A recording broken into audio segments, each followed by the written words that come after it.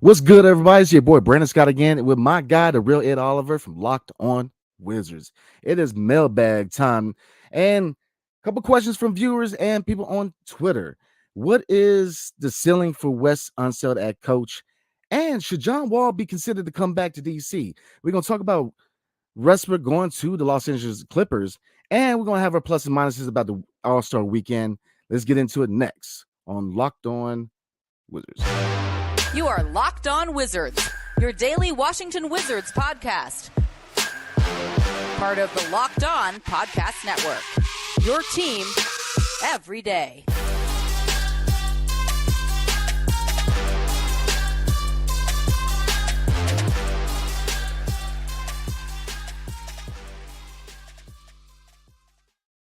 Again, welcome to Locked On Wizards with your hosts, Brandon Scott and my guy, the real Ed Oliver. Thank you for making Locked On Wizards your first listen today. We are free and available wherever you get podcasts. And tonight's episode, is brought to you by FanDuel, official sportsbook of Locked On. Make every moment more. Visit FanDuel.com/Locked On today to get started. So mailbag questions. We're going to get into a couple questions from viewers and people, fans on Twitter. We're going to talk a little bit about Russell Westbrook going to the Clippers, and we're going to talk about, Lord have mercy, the All-Star game. So let's definitely get into it. So the first question tonight, everybody, comes from Smitty, Vebin, Jaegerman, Jensen. Do you believe West is the right guy to lead this team? What do you want to see more from him? What you got, E? I think the jury is still out, but he over the past few games when DeLon Wright has come back and Porzingis has been healthy, Kuz has been healthy, and Brad has been back healthy, playing well. The 5-game winning streak we had. But it's been a roller coaster of a ride. We had a 10-game losing streak. We had, I want to say, 2 5-game winning streaks. And then you have the 2 20-point loss where you're up by 20 points and you just give those games away against the Nets and the Blazers. So it's been a roller coaster ride for West. I think I have seen some improvement from him since last year. Now, the Timberwolves was one of his best games. I think that was probably his best coach game maybe in his career. The going to zone against the Timberwolves when we were getting torched by Anthony Edwards, we were down by 20 points. We were actually on the other side of a 20-point game where West made adjustments and we came back. He went zone against the Timberwolves. At halftime, he put Corey Kispert in instead of Gafford. Corey Kispert started the second half because Corey Kispert was hot, so he actually went with the hot hand. We've seen time and time again where guys get hot and he takes them out, where he doesn't really play them that much in the second half. And then towards the end of the game, the pick and roll with Bradley Beal against Rudy Gobert. So when he's making adjustments like that, that's where I see improvement from West from last year. I do want to see more of that. I do think he's had more control of the locker room. Last year was tough. I think he kind of had a tough time policing the locker room. There were some different personalities in there, and they kind of just took over. And all the bickering and bad chemistry and fights and stuff. I think he had a tough time managing those egos. Where he's doing a better job of that this year. Where guys are more reserved on the team than they were last year. But I think he's improved with that. But to answer the question, I think the jury is still out. The jury is still out. We still want to see more. There's a couple of games left. We have seen some inconsistencies. We can point to some good games, and we point to some really bad games with those 2 20-point losses where we gave up 20-point leads. There's some other stuff that I saw. Calling timeouts, I'm going to see him, be aggressive on calling timeouts before the game gets out of hand. And like I said, those adjustments that he did make, I've seen improvement over that. And just his personality, being a leader of men, he has to grow into that. And I still think he's improving in that case where he has said it's been tough being an assistant coach, turning to a head coach where you have to, manage personalities, manage egos. I think he's doing a good job of that and getting the relationship with the players. Yeah, I definitely think the jury is still out. Now you do see improvements. Culture change. This is something that we've heard a lot within his organization, especially after post John Wall era. We all know the situation with that. I'm not going to get too deep into it, but culture change. I do see it. I do see a culture change. I do see a lot, they get along, they're hanging out. Last year was just crazy, man. You had guys fighting in the tunnel, you had guys fighting for minutes. And while you do see a little log jam at the guard position, it's not as bad as it was last year with people, literally fighting for minutes. So I do like the culture change, man. But Wes, I guess we got to kind of look at what he is. He's a second year, first time head coach. It's his second year being a first time head coach. He's still getting a feel for the job. And, I'm not making excuses for him. I do want to see more from him, but this is his second year. So I think going into next year is where I really want to see the progress as far as from Wes. I want to see the progress year 3. But I think the biggest stickler for me, outside of all the points you made, are spot on, man, on point. The biggest thing for me is, the taller lineup that we asked for, that we finally got, it works. It really works. But there's different lineups in this league. I want to see more, him game planning a little more, not just sticking with that lineup, because some teams, I get this tall lineup against Cleveland. I get that. Evan Mobley, Jared Allen, I get it. But, when you have lineups where maybe you're going against an Isaiah Stewart at the 5, you might want to change it up in Pike, So I want to see him kind of mix and match lineups, really get into game planning and not just sticking with the same lineup, because I think when he sticks with the same lineup, the lineup can kind of get redundant a little bit, and teams kind of game plan around that lineup, and that's when we kind of find trouble. So when you kind of mix and match, you're catching other teams off guard because they don't know how to game plan against, these, and we have the ability to do that. We have guys who can play more than one position. Denny can play the 3 and the 4. Monte, Delon, almost every guard we got can play the 1 and the 2. So, I think we have the ability to kind of mix and match. So that's for him to kind of take that step going into year 3. I want to see him kind of game plan a lot more. But, I'm going to give him credit where it's due. He's really improving. His rotation is getting better. He needs to work on the timeouts, but you do see him improving. But, it's a tough situation coming to a franchise, man. Being a first-time head coach, dealing with a mixture of rookies who are trying to get those minutes to, to shine. And then, on the other half, you have veterans who are fighting for those minutes. So that's a tough situation to go into as a head coach. But, yeah, going forward, I think year 3 is where I want to really see that significant growth. Yeah, you brought up the big lineup because at first they started Denny, and then Denny was playing okay, but the shooting percent, shooting from 3, he was struggling from that. You look at other defenses, how they were guarding him. He was, they weren't really stepping out there, so it was packing in the paint. Now bringing in another big and Gafford is not, of course, going to improve 3-point shooting, but 3-point shooting actually has improved since we started that lineup. There's just been more ball movement, running the floor, protecting the paint. The defense has been better. And Denny off the bench has just been better. I think, you look at the 5-game stretch where he was getting 20 points and people were calling him Turbo.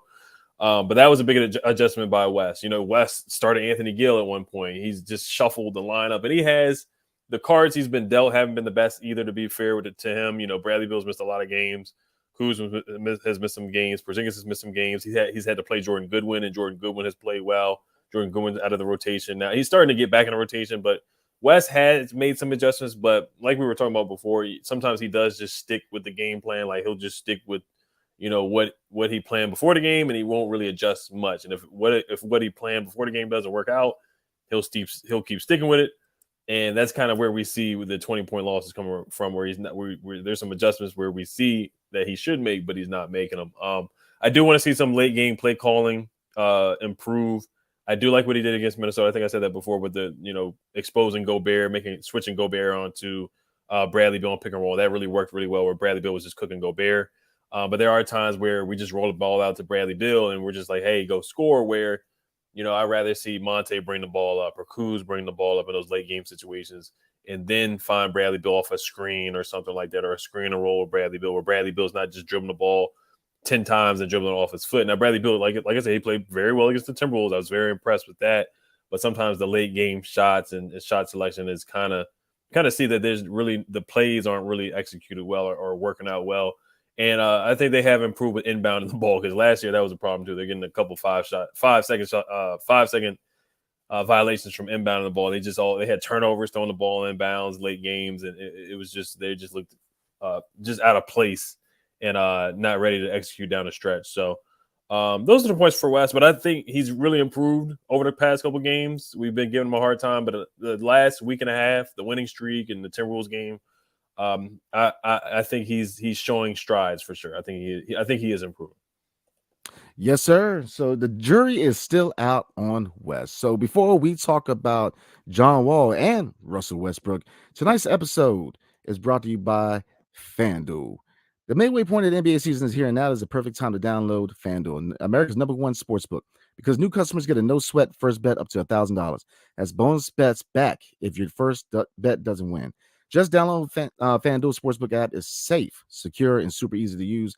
Then you can bet on everything from the money line to point scores and threes drain. So I'm on FanDuel right now, and I'm looking at some odds. Now, first of all, I'm looking at the NBA championship odds, and currently the Boston Celtics are plus 280. Now, on the flip side, looking at our Washington Wizards, they are at a plus 50,000. So that's that. Moving on to some games Thursday night, because the All-Star break ends Thursday night. So looking at a couple more games, Denver, Cleveland -2. I'm gonna roll with Cleveland. The Pistons, Magic's -7. That's a tough one. That's a lottery showdown. -8 Boston against the Pacers. I'm gonna roll with Boston. And another one I'm gonna highlight is the Warriors at LA. The Lakers are actually -4.5. So I might roll with on the Lakers, but that's a tough one, man. So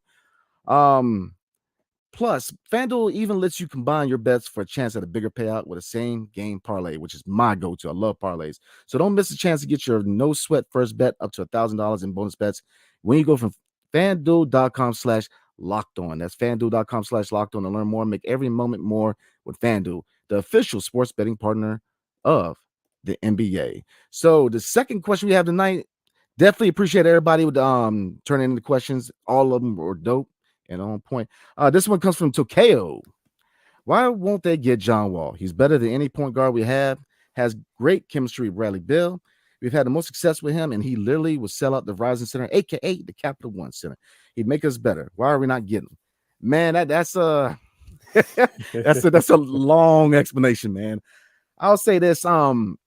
If you look at the fact that this year is the 25th anniversary of the Wizards rebrand from the Bullets, and you're just now seeing Gilbert Arenas, I'm willing to say it's going to be a little bit longer. Just the way he left, especially this year with comments made on several podcasts that were less than flattering about management. Few shots here, Bradley Beal. I don't think the time's right now for management to bring him back. Where he's at in his career right now, the fact that they brought in Russell Westbrook and so easily let John Wall roll says a little bit where he's at in his career. And this chemistry, man. I think chemistry, where is that right now with his team? I think we're set where we're at. Now, as a John Wall fan, man, obviously you would like to see him again, but I just don't think right now is the right time for him to come back. Yeah, he definitely didn't leave on good terms. Like you said on the podcast, we talked about that in the comments that he made about Tommy Shepard and Ted and even Bradley Beal on the way he left. He said that did he asked Bradley Beal, did you want to run it back? And Brad was like, hey, I have to think about it. And then once he heard that from Brad, he was like, oh, I'm getting traded. So and then the whole the video that came out where he was, throwing up sign language and stuff or gang signs. Ted wasn't happy about that. Brad wasn't happy about that. And just the injuries that transpired. I remember there was one interview where he did, he's playing a card game. And while during the interview, I know Ted Leonsis wasn't happy about that either, and Tommy Shepard. So things didn't end on good terms. And just the injuries, torn, the foot injury, the Achilles, he slipped and re-aggravated it, so many injuries that he's gone over the past couple of years, and him just being out of the game for so many years. And I know John said he went through like mental health, situations. His mom passed, and so he's really been through a lot. And he's not the same guy that he was in 2017. I think he's still a really good player. I think he could definitely help a team in the league. But there is a reason why the Clippers were ready to let go of him. The Clippers really wanted him to be there. They recruited him to be there, and now at the trade deadline, they're ready to trade him, and now he's bought out by the Rockets. So it's tough. Just looking at his percentages right now, he's shooting 30% from the three, 40% from the field. So he's not an efficient player right now. I mean, he's never been a great three-point shooter. I wouldn't expect him to do that. He's averaging 11 points a game. But yeah, if you bring him here, I think he could help, but my expectations just wouldn't be high because he's just not that same guy that he was. I think he's still a good player. But he's a guy that, he's relying on explosiveness and speed. The speed, he's, back in 2017, of course, he was running past everybody. When he got the ball, got a rebound, he would just run past everybody. Now, I do think he would get some open shots for Brad. I think him and Gaff would play well together. I think him and Porzingis would play well together, pick and roll, pick and pop, getting guys open, just pushing the pace.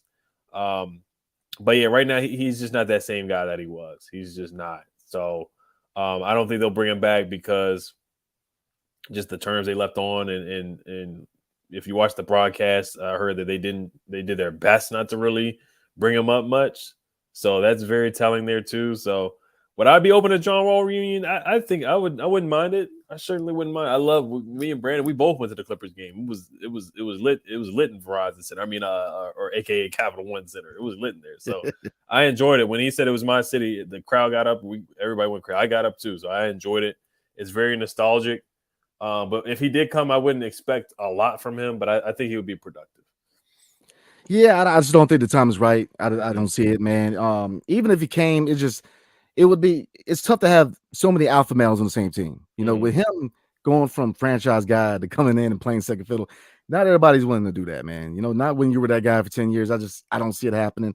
But as they say, time heals all wounds. I think eventually, I'd like to see him down the road, maybe coming to be in a management position, maybe coaching. I would love to see him involved with his franchise because, his off the court, what he did for this community, what he meant to the city, he had more of an impact than Gilbert Arenas did. Gilbert Arenas as a player, was electrifying, but you didn't see that off the court impact like you did with John Wall. He did a lot for this community. His fan base is still huge in DC. So I think that, with his just 10 years time of service, man, down the road, I would love to see him in this, with his franchise in some capacity. So, I'm with you, man, but I just don't see it happening. Oh yeah, I love John. John's done a lot for the city, for sure. In DC, the communities, he's done so much for DC. DC loves John. They really do. I mean, the whole city is not just about basketball. He's done so much and given so much to the community. So that's a great point that you brought up too. Yeah, so unfortunately, I just don't think the time is right. I don't think it's going to happen, man. But sliding next, Russell Westbrook, man, he was rumored to be looking at the Wizards, talking to the Wizards about a potential fit, but he signed with the Los Angeles Clippers. How well do you see him fitting in with the Clippers, and do you think the Wizards will regret not signing him? I think he'll be okay with the Clippers. Paul George really wants him. Like I said, John Wall didn't work out there, so we'll see how Russ works out with the Clippers, with Kawhi and Paul George. They just got to stay healthy. They got a good Norman Powell is good too. Zubac is a solid center, getting boards. Marcus Morris is a good 3-point shooter. So I don't know if they're going to bring him off the bench or have him start. They got Bones Highland over there too. They let go of Reggie Jackson.